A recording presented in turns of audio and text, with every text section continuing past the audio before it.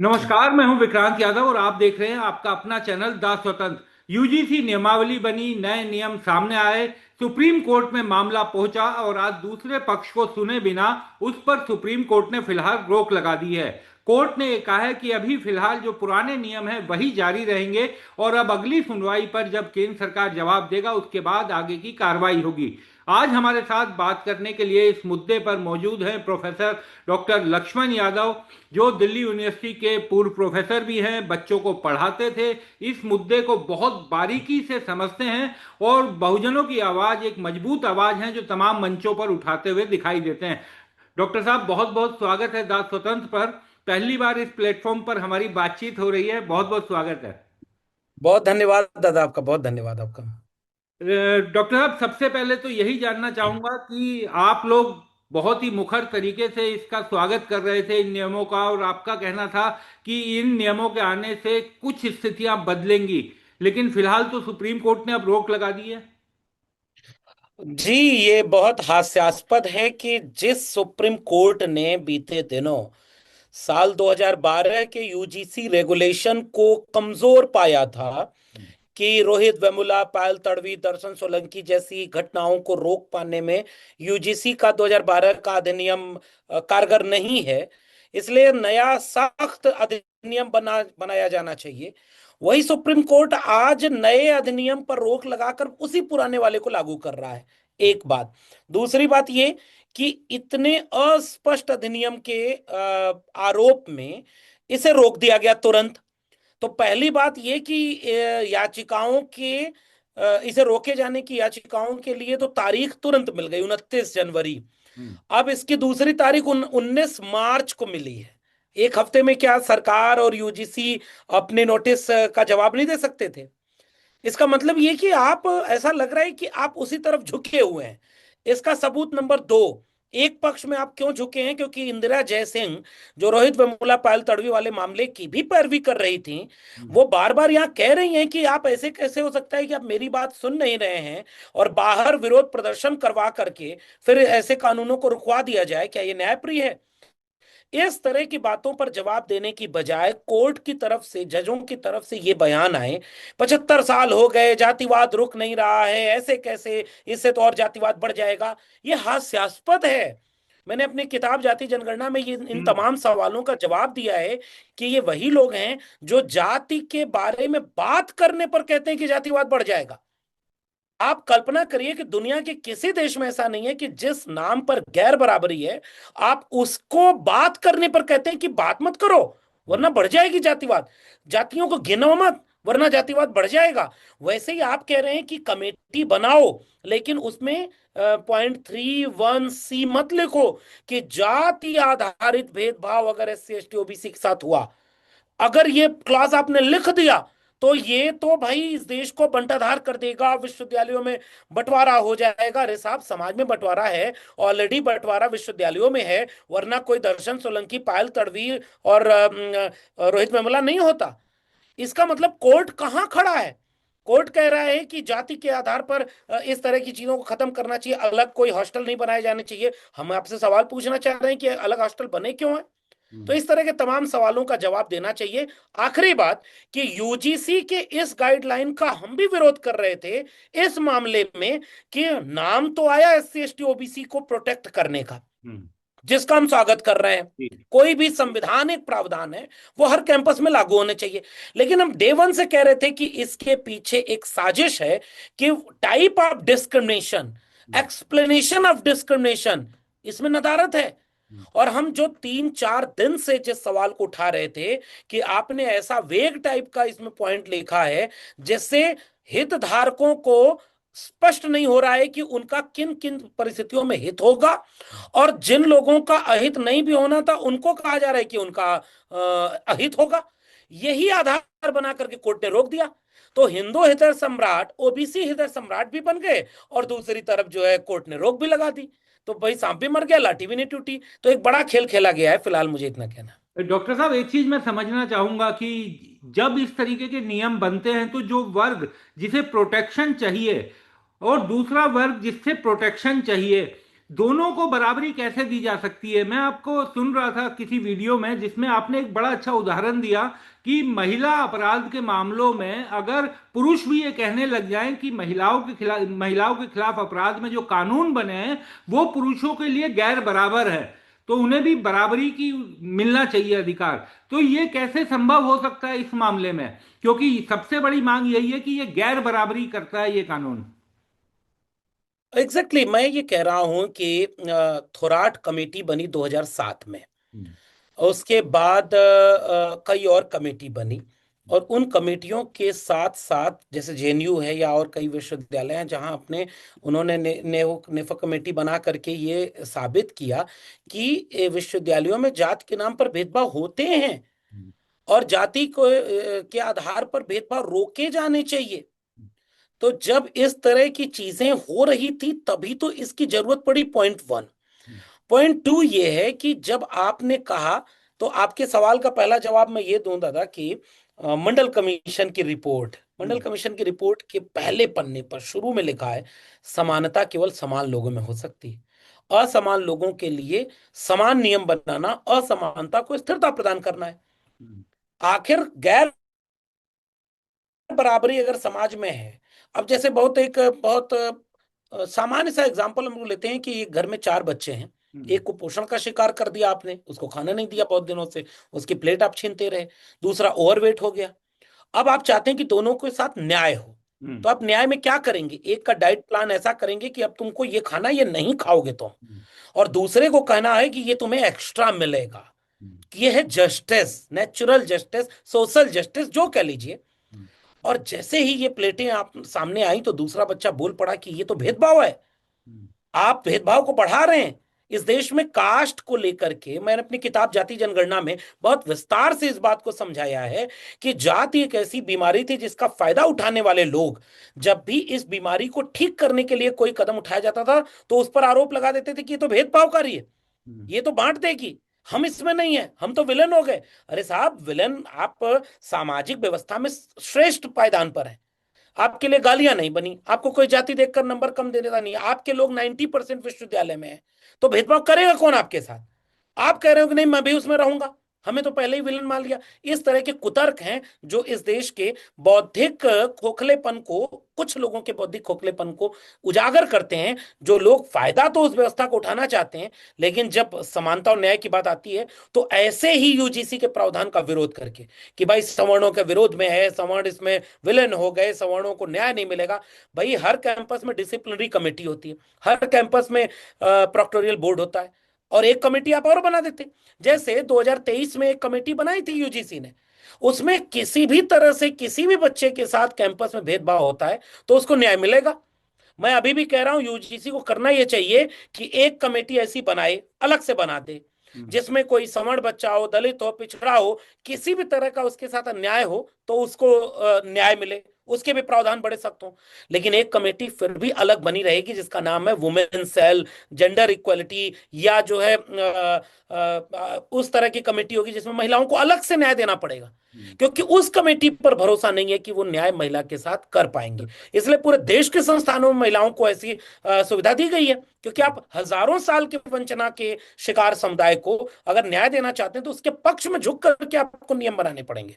ऐसे ही SC act बना था, तो एक कमेटी और यूजीसी अलग से बनाए जिसमें कास्ट बेस्ड डिस्क्रिमिनेशन के क्लॉजेस क्लियर करे, उनमें शर्तें रखे, उनकी परिभाषाओं को स्पष्ट करे, और उसमें उनके मेंबर्स हेड हों, उस कमेटी को चेयर करें, उस कमेटी की रिपोर्ट हो, और उस कमेटी का दुरुपयोग ना हो, इसके प्रोविजन कर लिए जाए। तो ये मेरा सुझाव है। अगर ऐसा नहीं होता है तो बेसिकली कुछ लोग अपना वर्चस्व कायम रखना चाहते हैं और बाकी लोगों को न्याय ना मिल पाए, इसके लिए सड़क पर इतना बड़ा हंगामा भी कर सकते हैं। जी। एक चीज मैं आपसे जानना चाहूंगा प्रोफेसर साहब, हालांकि मैं भी करीब 25 साल मेन स्ट्रीम मीडिया का हिस्सा रहा और उस दौरान कई ऐसे मौके आए, लेकिन इस बार हमने देखा कि जब ये मामला सड़कों सोशल मीडिया पर भयानक फैला, उसके बाद मेन स्ट्रीम मीडिया ने एक सर्टेन लाइन पकड़ी उन्होंने ये दिखाने की कोशिश की कि ये पूरी तरीके से सवर्ण विरोधी कानून है। इसे ये जो जिन छात्रों की भलाई के लिए लाए गए थे इन नियमों को, उनकी भलाई के लिए नहीं बल्कि सवर्ण विरोधी है, गैर बराबरी है, ये परसेप्शन बनाने में मेन स्ट्रीम मीडिया ने बड़ी भूमिका निभाई। तो इस पूरे प्रकरण में जिस तरीके से आज उम्मीद ये की जाती है कि मेन स्ट्रीम मीडिया गरीबी, बेरोजगारी, तमाम मुद्दे जिन पर सरकार के खिलाफ आवाज उठाएगा, लेकिन ये पहला मुद्दा हाल के सालों में आया जिसमें एक कमेटी के मामले में उसने सरकार पर भी सवाल उठा दिया। मेन स्ट्रीम मीडिया में इतनी हिम्मत आते हुए दिखाई दी। इस पूरे एपिसोड को किस तरह से देखा जाए? असल में ये वही मेन स्ट्रीम मीडिया है जो एसआईआर पर सुप्रीम कोर्ट इतना जल्दी फैसला नहीं लेता है, ये उसे नहीं दिखा। कई मामले ऐसे थे जिसमें सुप्रीम कोर्ट बहुत देर करता, और अभी भी मैं कह रहा हूँ एसआईआर पर कायदे से फैसला नहीं आया। लेकिन इस मामले में पूरा का पूरा प्रावधान ऐसा कर दिया गया कि जल्दी से इस पर रोक लगा दी कोर्ट ने। एक तो ये मैं सवाल कर रहा हूं कि इतना जल्दी कोर्ट कैसे फैसला लेता है और किन मामलों में लेता है। जिस मीडिया की आप बात कर रहे हैं उसमें ये ऑक्सफैम की 2023 की रिपोर्ट है, और आप तो खैर मीडिया में रहे हैं दादा, और आप हमसे बेहतर जानते होंगे। असल में टीवी चैनल मुझे याद दिलाते हैं, और मुझे फिर से अपनी किताब याद आ रही है दादा, जाति जनगणना वाली। हाँ, और मैं पढ़ रहा था कि जब मंडल लागू हुआ तो हाँ, कैसे अचानक सड़क पर सब लोग आ गए। हाँ। और वीपी सिंह का कोटेशन मैंने अपनी किताब में भी दर्ज किया है कि वो कह रहे थे कि मेरे पास ओबीसी बच्चे आए और उन्होंने कहा कि साहब अखबार लिखता है कि पूरे देश के युवा मंडल के विरोध में सड़कों पर है, और हम इस देश के आधी आबादी से ज्यादा के युवा हैं।